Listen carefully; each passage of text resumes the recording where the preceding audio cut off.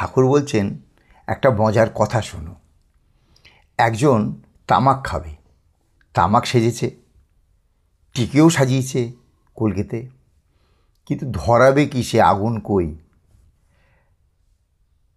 রাত তখন অনেক, কার বাড়িতে কে যায়? সবাই তো ঘুমিয়ে পড়েছে এতক্ষণে, কিন্তু তামাক খাওয়ার নেশা তো, সেই নেশা তাকে শেষ পর্যন্ত ছুট করালো পাড়ায়, প্রতিবেশীর বাড়ির দিকে।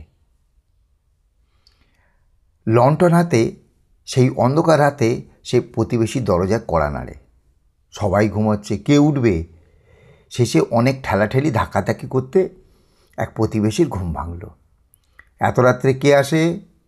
সে নিচে নেমে এসে দরজা খুলে দিল। লোকটিকে দেখে চেনা লোক, ভাবছে কোনো বিপদ বুঝি। সে বলল, কি গো, এত রাত্রে কি মনে করে? মনে আর কি করব, জানোই তো আমাদের তামাকের নেশা।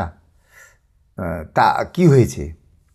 আমাদের বাড়িতে তো পাট নেই, তা তো তুমি ভালো করেই জানো। আরে জানি বই কি, আরে তামাকের জন্যে নয়, আমার বাড়িতে তামাক আছে, টিকেও আছে। তবে কি ব্যাপার বলো তো? সবই আছে ভাই, শুধু টিকে ধরনের আগুনটা নাই।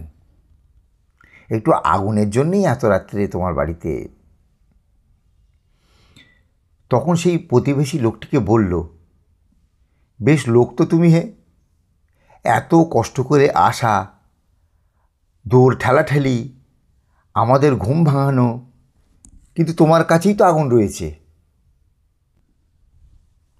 আগুন রয়েছে কই? আরে আগুনের জন্যই তো এত কাণ্ড। বাহ বাহ বাবা, তোমার হাতে লণ্ঠন নেই, তার মধ্যেও তো আগুন আছে হে।